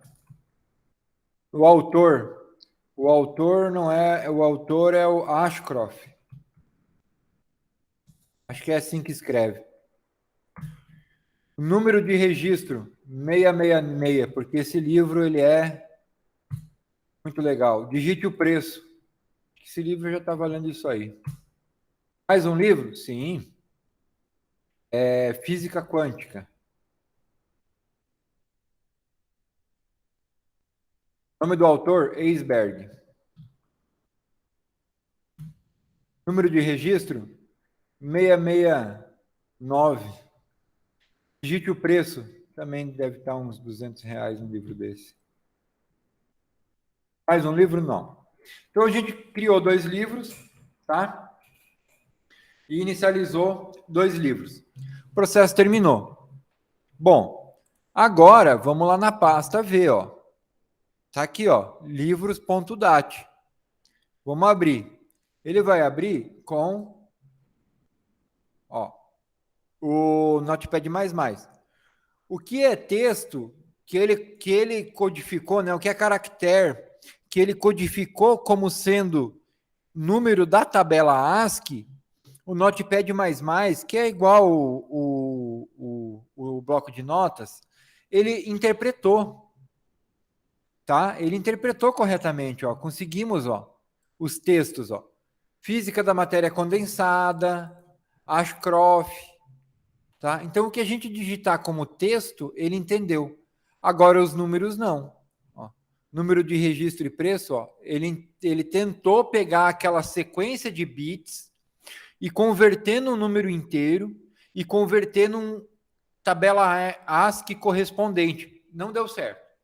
Apareceu isso aqui. Tá? Não deu certo. Ah, professor, mas como é que a gente lê de volta? Pessoal, para a gente ler de volta, a gente precisa conhecer o objeto. Vamos ver agora. Alguns comentários sobre a gravação. O método Novo Livro solicita ao usuário as informações do livro. A inserção de cada registro, seu conteúdo é gravado em livros.dat por meio do método write. Tá?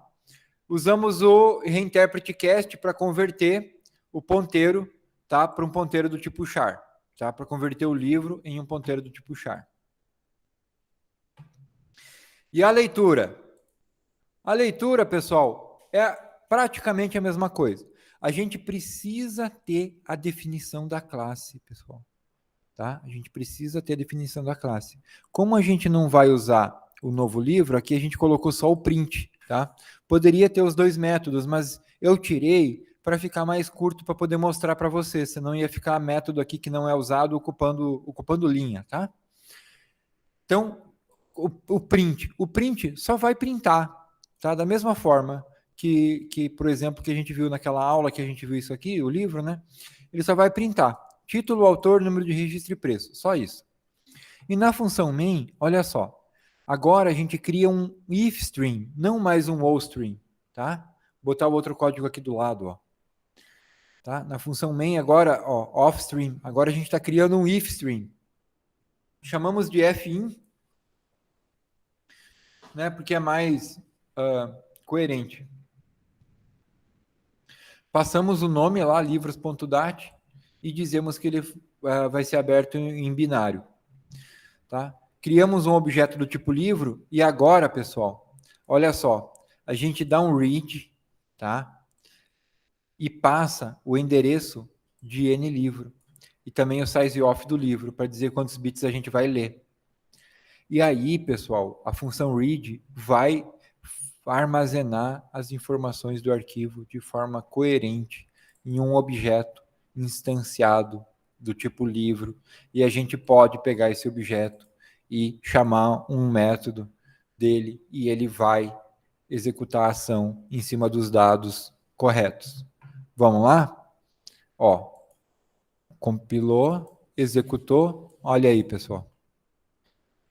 Primeiro livro, ó, título, Física da Matéria Condensada, Ashcroft, 666, 200, Física Quântica, Eisberg, 669, 200.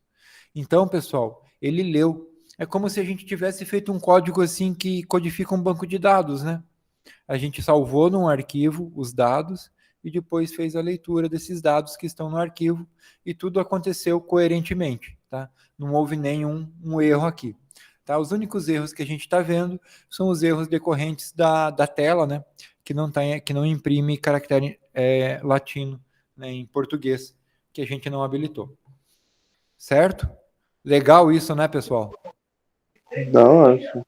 Imagina você fazer uma lista ligada e o professor falar assim, ó, guarde todos os elementos da lista num arquivo, né? Aí você encerra a execução, a tua lista ligada está salva no arquivo. Você continua a execução, você pode adicionar elementos na lista, tirar e está tudo no arquivo. Quando você voltar a executar o código, está no arquivo, já ele vai remontar a lista da onde o código parou da última vez. Isso é muito legal, né? Isso aí é uma ferramenta muito poderosa, pessoal.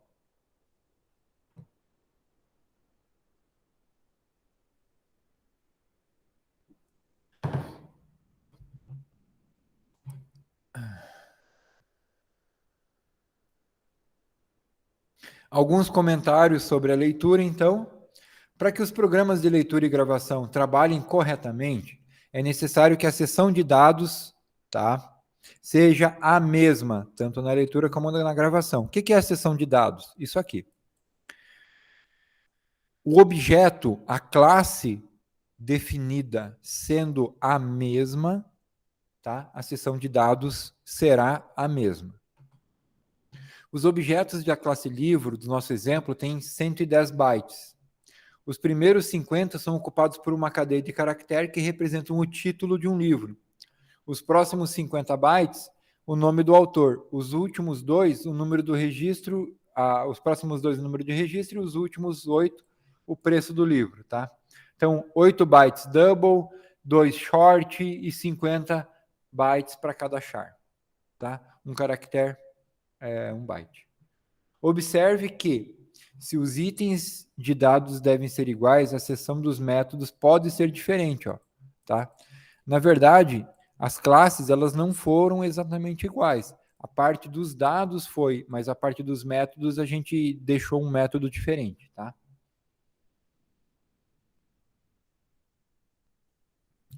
Agora, o último programa, pessoal, é um programa que ele vai fazer a leitura e a gravação no mesmo programa, no mesmo código, tá? Que é o código 11. Será Então, que vai aqui, dar ó... tempo? Oi? Será que vai dar tempo? Ah, vai. Vamos explicar esse aqui, ó.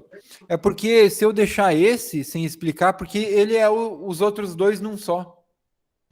Vocês vão olhar bem, ó. Vocês vão ver que agora a classe livro está completa, com os dois métodos, tá? O corpo dos dois métodos estão aqui. E agora, o que muda aqui é a função main. A função main, ela foi escrita de forma a que a parte da escrita no arquivo está aqui, ó. E assim que ele terminar isso, a gente colocou para ele mostrar os arquivos todos que foram digitados. Tudo num programa só. Tá? E aí, olha só, pessoal. Apareceu aqui, ó, esse método SICG. Tá? Esse método vai ficar para a próxima aula. Certo? Mas vamos lá, ó. A gente cria um novo livro, coloca os dados, né? Igualzinho, ó, verifica a resposta, aí chama SICG. Aí a gente, né, só põe um cout para dizer e depois faz o read, ó, e imprime tudo na tela, da mesma forma como foi feito o programa 9 e o programa 10. Agora estamos no programa 11, ele é a união dos dois. A gente só copiou e colou o texto dos dois aqui. E colocou a SICG, tá? Se compilar, ó, executar, digite um título. Livro 1, tá? Sim, livro 2, tá? Não, só 2 livros, e aí, olha só, ele... Ah, pessoal, tem uma coisa aqui, ó. Quando a gente colocou ele para ser aberto em binário, ele continuou gravando a partir do final do arquivo, tá? Isso aí eu tinha que comentar. E aí a gente adicionou mais 2 livros, porém os livros que já estavam lá continuaram. Então, na hora de imprimir, ele leu o livro que eu botei do Ashcroft, ele leu o livro que eu botei do Eisberg, e aí ele criou, ele leu os outros 2 livros. Então, agora no arquivo tem 4 livros, tá? Os 2 livros da primeira execução e os 2 livros que eu coloquei agora nessa segunda execução, tá? Ele não zerou o arquivo, ele leu todo o arquivo, tá? A primeira novidade nesse programa é a classe usada para criar o objeto, tá? Olha só, FIO, tá? Agora ela não é mais eStream ou OStream, tá? Ela precisa ser FStream. Tanto para entrada quanto para saída.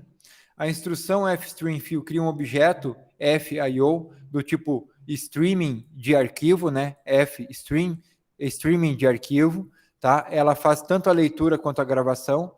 Nela tem o método do write e tem o método get, tá? Read, aliás, read, tá? Por herança múltipla. Tá? A classe FStream é derivada de IOStream, que por sua vez é derivada das 2 classes iStream e OStream. Então, vem de herança múltipla para IOStream e de IOStream vai para FStream, a herança dos métodos write e read. Tá? Assim, os objetos dessa classe podem ser usados tanto para leitura como gravação. A segunda diferença é o modo de abertura usado na função open. Ó. Tem vários, ó.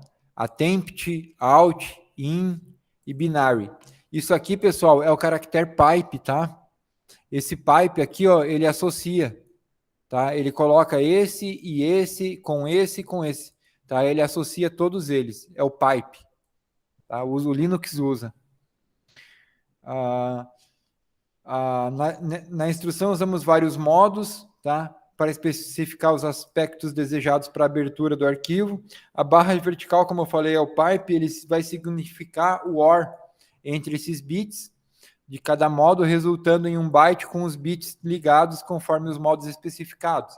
Então, aqui vai ter 1 bit, 2 bits, 3 bits, 4 bits. Então, vai ser uma sequência de 4 bits que vai entrar, tá? Para o método. Vários modos podem ser aplicados simultaneamente por meio do operador pipe, tá? O operador OR. Tá? Usamos attempt para preservar os objetos que já existiam no arquivo. Se o arquivo não existir, ele vai ser criado. Usamos o out e o in, pois queremos executar as 2 operações, tanto de leitura e de gravação. Se a gente não colocasse, ia falhar. Usamos o binary para trabalhar em modo binário, tá? O programa grava um objeto por vez usando a função write. Após terminar de gravar, ele vai ler o arquivo inteiro e imprimir os seus dados. Antes da leitura, a gente deve modificar a posição do arquivo, tá? Para ele voltar para o início. E isso a gente faz usando a instrução seekg 0. 0 significa posição 0. Tá? E na próxima aula, a gente vai ver, então, essas funções. seekg, telg, seekp e telp, que são funções que manipulam o cursor no arquivo. Ok, pessoal? Pessoal, a gente viu já uma parte muito boa de manipulação de arquivos. Tá? O que vai vir para a próxima aula é conteúdo extra. Tá? Vocês já são capazes de manipular arquivos muito bem. Tá? O que a gente vai ver agora são coisas a mais, tá? Para complementar o conteúdo. Beleza, pessoal? Eu acho que vocês já estão até atrasados para a próxima aula. Então, a gente se vê na sexta-feira. Qualquer dúvida, me mandem mensagem, tá? Qualquer coisa que vocês queiram conversar, pode me mandar mensagem. Ok? Fechou, professor. Querem perguntar alguma coisa? Por agora não. Tentar ir para a segunda lista já. Legal, Qualquer pessoal. dúvida, pergunta. Beleza, pode me procurar a qualquer momento. Tchau, tchau. Tranquilo. Valeu, professor. Boa noite. Boa noite. Boa noite. Boa noite, César.